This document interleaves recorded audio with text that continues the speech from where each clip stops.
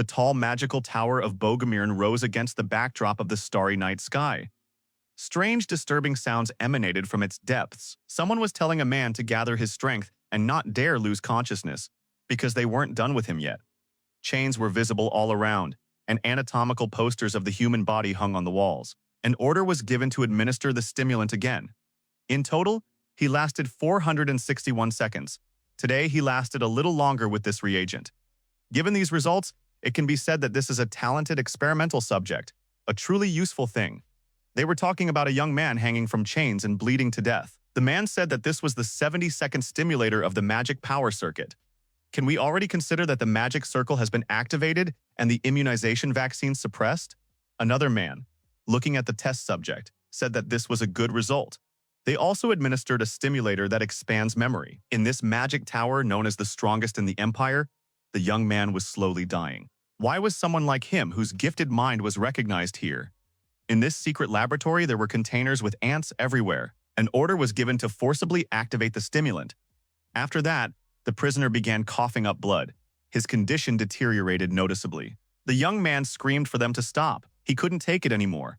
He clenched his fists, bound by chains, and blood appeared on his wrists. The man said that this test subject was too noisy and added that he was waiting for a report after the experiment was completed.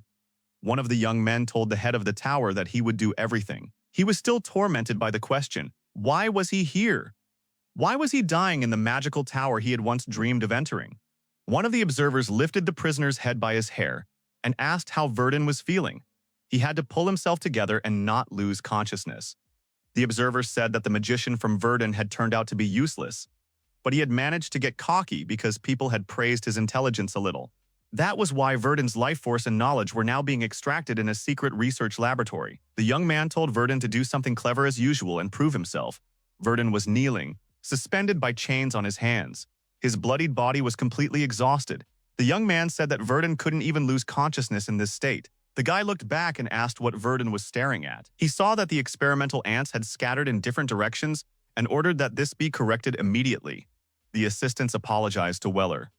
Weller said that Verdun was almost an insect. He didn't have an ounce of magical power, not even enough to break his chains, so no one missed him, although that was even better for them. Thanks to him, they now had an S-rank experimental subject.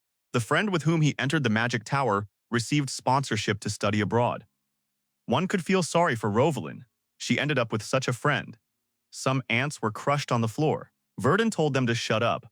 Weller was surprised that he was the one muttering there. Verdun shouted at the top of his lungs, demanding that those bastards shut up immediately. It all started 15 years ago. The young man had no parents and grew up in an orphanage. His dream was to become an incredible magician. In the end, he came to the magic tower to study magic.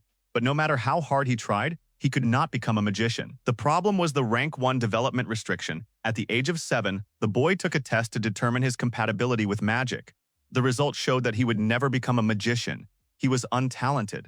This was a serious blow to the child. However, he did not give up, because becoming a mage was his dream. So he secretly took books left in the rooms while he was cleaning. He also studied many books from the library of the magic tower. Even though he had no magical powers, he had no doubts in his mind. Several years passed in this way. Verdun turned out to be a genius. He finally became a research assistant at the magic tower. His colleague added that genius was an understatement. How could a simple researcher come up with such an idea? This was recognized not only by the entire magic tower but also by its head, Mr. Balrog. It was then that Verdun realized a truth he had not known before. His mind was not just talented, it was genius. Verdun thanked Lucard and said he needed to prove this thesis before the presentation. Lucard unexpectedly asked if Verdun had shown this to anyone else. Verdun admitted that he had only shared it with him. Lucard was the only close colleague who recognized Verdun. Perhaps he had a chance to remain in the tower not as a servant, but as a scientist. That's what Verdun thought until Lucard made his work public, passing it off as his own. Verdun found out too late and immediately went to the head of the tower. Verdun argued with Balrog that he was the one who had come up with it. The work disappeared the day before the presentation, and then Lucard presented it under his own name. The head of the tower asked if Verdun really meant to say that he was the author of the theory of multidimensional continuity. Verdun believed that the respected head of the magical tower, Bogomirn, Balrog Besius, would not leave the matter at that. The young man said he was ready to explain everything from the beginning. Balrog replied that it was all very surprising. The head of the tower added that he did not know that there was such talent among ordinary researchers. Balrog smiled and told Verdun to come to his laboratory in 2 days, when the moon would be hidden. Now he wondered if he hadn't gone to the head of the tower that day. If he had run away from the tower then, would he have been able to live normally for the next 7 years? That's how he was forcibly confined to the head of the tower's laboratory. Weller called the prisoner a pathetic nobody who was always resisting. Tomorrow, they would have to increase the intensity of the experiment. Verdun became a day laborer and a nighttime subject for experiments. Verdun was told that they would try to create a magic circle on him to confirm his theory. They would inject drugs into his veins and observe his reaction, testing the effectiveness of new potions. Now the young man's life would be completely devoted to the magic tower. No one believed Verdun when he tried to reveal the truth. In response, the head of the tower threatened to destroy those dear to him. The young man thought that now everything was over. What could he do? The boy closed his eyes, and images from his childhood floated before him. He was running after a girl named Rovelin. He remembered his childhood. When she grew up a little, Rovelin suggested that they become great magicians. The girl asked Verdun to promise her that. The young people crossed their fingers and made a promise to each other. Verdun wondered if his potential for development had been a little higher. Could everything have turned out differently? At that moment, the young man was in a solitary cell, which was filled with ants. Was it really all over? Verdun thought he heard that sound again. He heard it every time during the experiments. Did he still have any strength left? Maybe it would be better to just fade into oblivion. Verdun crushed one of the ants. The young man caught himself thinking that it was too early to give up. After all, he didn't want that. Nothing was over yet. Verdun's entire body was covered with ants again. For the sake of revenge and survival, he had to hold on, grit his teeth, and endure. A voice inside told him that Verdun would be reborn and would never be trampled on again. He would gain great power and exceed his own capabilities. Verdun decided that he must sharpen the blade of revenge for the past 7 years until it was razor sharp.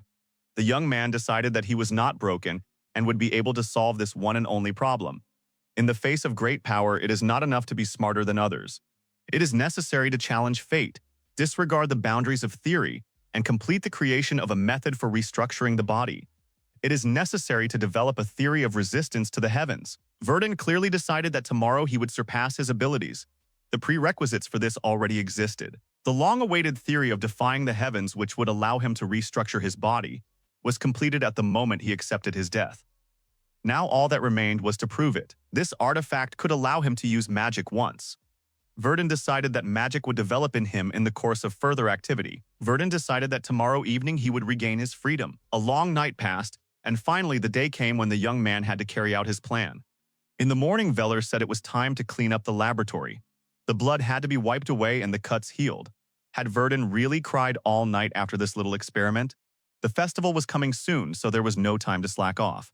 Once in the laboratory, Verdun began to tidy everything up, carefully cleaning everything. Rovelin appeared in the office and asked if he was cleaning up alone. Verdun asked why Rovelin was there. The girl replied that she had come to say goodbye to her friend before leaving. Verdun remembered that Rovelin had told him that she would now be studying abroad in the magical city of Virent. Only the most talented students of the Magic Tower are granted such a special privilege. Verdun congratulated the girl and expressed his hope that everything would go well for her. Rovelin said that her offer was still open and that he could go with her to Virent. She noted that he would not have to deal with ignorant fools who despised him. Verdun would be able to find new opportunities to study magic. The girl blushed with embarrassment and told Verdun not to misunderstand her. She just wanted someone to talk to, that's all. Verdun smiled politely and said that he would stay here and write to her regularly. Verdun looked sadly at the departing carriage. Rovelin knew nothing. She did not know what was really going on here. The young man heard a voice behind him demanding that Verdun follow him immediately. Verdun was grateful to the girl for one thing. She did not interfere with his plan. The Magic Festival was one of the most famous holidays in the world. It was dedicated to the construction of the first Magic Tower and celebrated the rebirth of magic. It was the busiest day in the tower. When the festival begins, all high-ranking magicians go to large cities. Only low-ranking ones remain in their places. Verdun knocked on the door and entered. The man asked what brought him there at such an hour.